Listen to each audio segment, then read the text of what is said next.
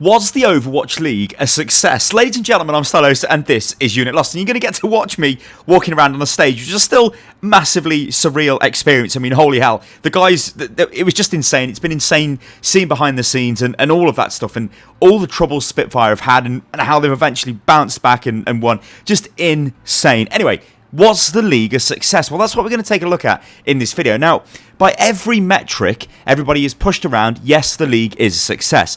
Now, there is obviously a big elephant in the room with a lot of people going, well, actually, Fortnite gets more views than this gets and all of that stuff. Well, in this video, I'm going to explain how it kind of really doesn't matter about views, obviously, provided you get a certain number of views. It's more about the way the league is set up. It's more about this potentially being the future of esports. Because remember, this is the very first league that's ever been attempted like this in esports, with this structured system, with teams and owners and all of that mad stuff. So let's take a look at what's actually been going on. Now, this is Serena Williams. So this is a tweet of Serena, and she says, Aces High, OWL 2018, and a picture of the team showing her actually watching the game.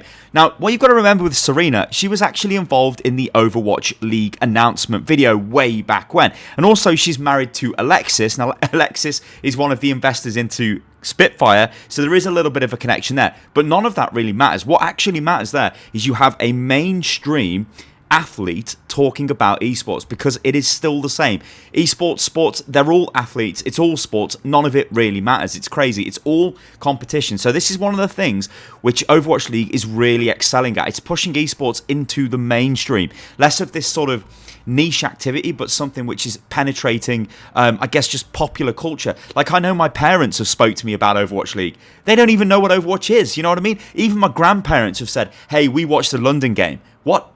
I mean, I doubt they watched all of it, but they've seen some of it. That is, to me, absolutely mind-blowing, because that would not have happened if it wasn't for Overwatch League. Rosario Dawson as well, again, a pretty big actor.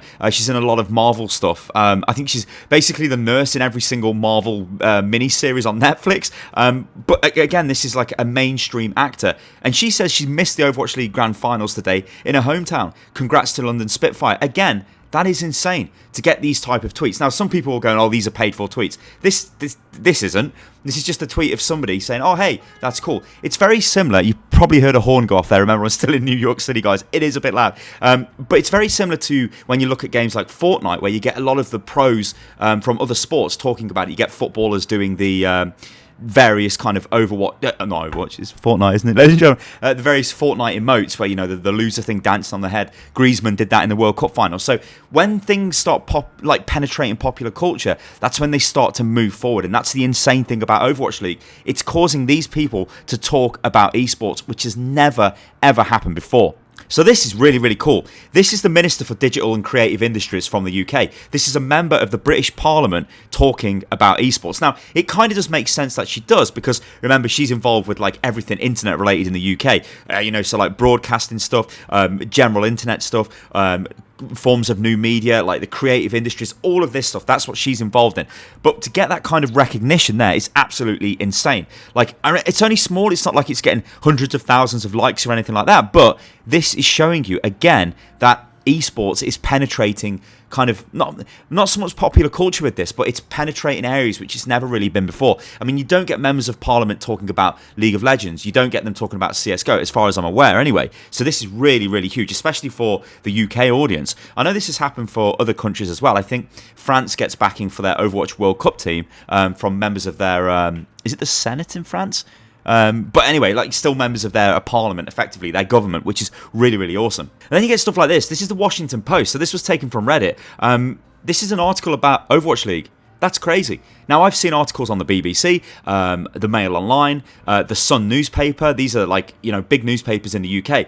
Again, this is crazy. This would not have happened without Overwatch League. So what about the viewing figures? Because this is what everybody comes back to. Well, I think Overwatch League finals, I think they peaked around 300k or maybe a little bit more than 300k, which is okay. It's not the figures it was pulling during the opening weekend, but I think that was down to massive like media circus around the game. It was like, what is this going to be? We know the franchise fees have been amazingly high. You have to pay a lot of money to even own a team slot. What's going to happen? Will it fall flat on its face? So that kind of, I think, is the reason why it got a lot of viewers initially. However, still getting 300k on the English streams is a really, really huge thing. But what did it get on the Chinese streams? Well, when you start adding that together, you can get like 1 million plus viewers, but Chinese figures have always historically been a little bit iffy. So yeah, I mean, and again, it kind of doesn't really matter to us, because if you're in China, you won't be watching this video anyway, because, well, you can't even access YouTube. So for us as the Western audience, I think it is still a pretty good viewing figure. Now, of course, it's not the same as Fortnite.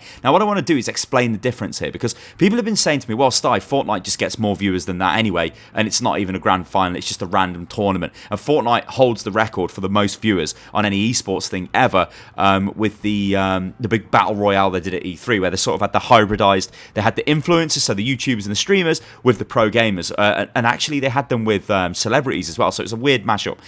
But that holds the record for the most views on a sort of air quote esports air quote kind of competition, which is mega huge. So what's the difference here with Overwatch League? The viewing figures are not as high, but people have to pay tons of money to buy team slots. Well, the best way to look at this is it's a model where team owners can make money. So this is what attracts people. This is going to sound really crazy what I'm about to say, but $20 million, $30 million, $40 million, that actually isn't a lot of money to people with hundreds of millions of dollars or even billions of dollars. When you look at teams, like look at Philly, right? So Philly Fusion, they are owned by Comcast. Comcast is a rather large company. I mean, just Google it. It's rather large, ladies and gentlemen. I think for me, it was pretty funny when I went to the Rockefeller Tower in New York, and I'm like, oh, it's just the Comcast building. Like, okay, you just own a skyscraper. But it's a multi-billion-dollar company.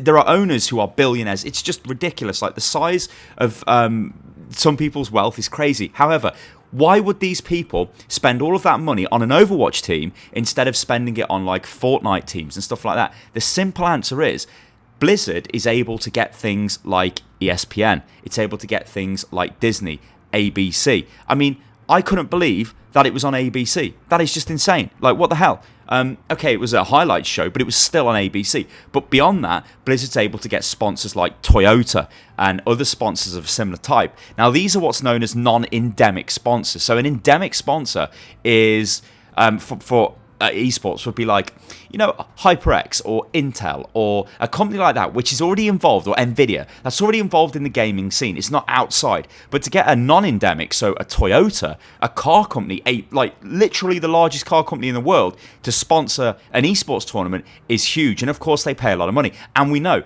not Intel, Twitch paid $90 million for the rights to Overwatch League, which again sounds really crazy when you look at the viewing figures of like Fortnite. I mean, look at Ninja. Ninja on his own gets more viewers than Overwatch League gets.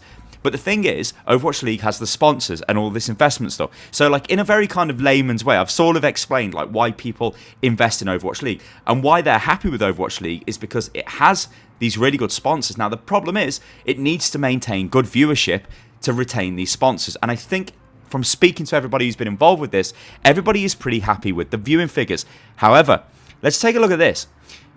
So these are the viewing figures for Overwatch League on the normal television networks, the standard television networks in America. Now, what's interesting about this is you can see the viewing figures. These are the concurrent viewing figures, and it's pretty interesting. So on Friday night on ESPN, they had 180,000 viewers. So you could add that to the viewers they got on the stream. You can say, well, okay, that's like 500,000 viewers. Now, that's okay going into, I think maybe they expected a little bit more, but that's still a decent kind of chunk of viewers there, which remember, these are people that wouldn't necessarily watch Overwatch League. I'm sure there are people out there who decided to watch it on their TV rather than watch it on Twitch, but remember, this was basically designed to shove it out there to an audience that wouldn't really be familiar with this kind of stuff.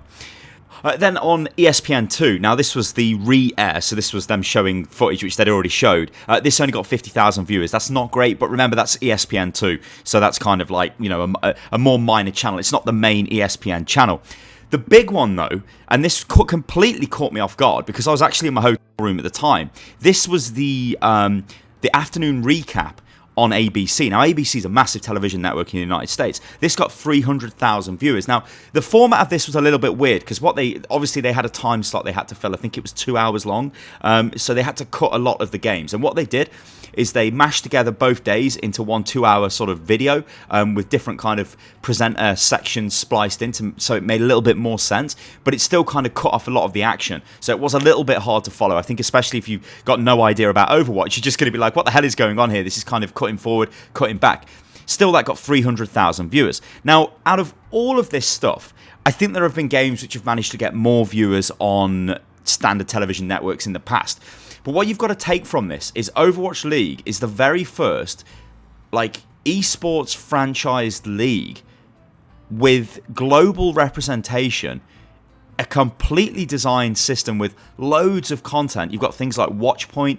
It's a very professionally produced thing. Will it ever get the most views ever of any esport? Well, no, it never will. I mean, it's never going to beat the numbers of Fortnite unless something absolutely insane happened and for whatever reason Overwatch just exploded to like 100 million plus players. Because what you've got to remember, I think Fortnite is like 140 million players. The last count we got off Overwatch is 40 million players. So they just don't have the player base anyway to even reach the levels that Fortnite hits. But the difference is it's more monetizable towards the people who would potentially spend money on these teams. So will we have a Season 2 of Overwatch League? Well, yeah. Will we have a Season 3? Yeah. We'll probably have a Season 4 and a Season 5. Things will get interesting when the teams start moving to their various locations, I think, as well. Like, when London eventually gets relocated to London, again, that's going to be really huge. Like, having like a sort of fully global competition then would be awesome. Instead of all the games taking place in LA, then just having a special final in whatever city they decide to choose. So I hope that kind of sums up the question here, guys. Was the Overwatch League successful? Yes, it was. Will it ever be the most viewed esport ever, ever, ever? No, that won't ever happen, I don't think, unless something crazy happens. But what you've got to remember is the game is safe from an esports perspective for the next couple of years easily. People are still happy with it. Investors are still making money. Big sponsors are still coming online. And it only really helps esports. And the big thing to take away from all of this is if Overwatch League collapsed, it would have been the worst thing ever for esports, because all of these big companies, all of these traditional sports owners have come into esports, come into Overwatch and spent money.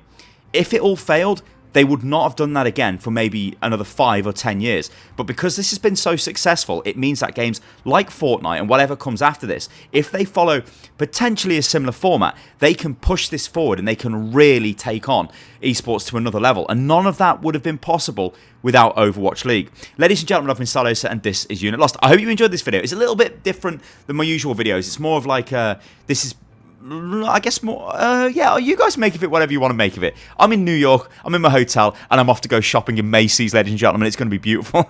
I'll catch you guys on the next one. Toodaloo.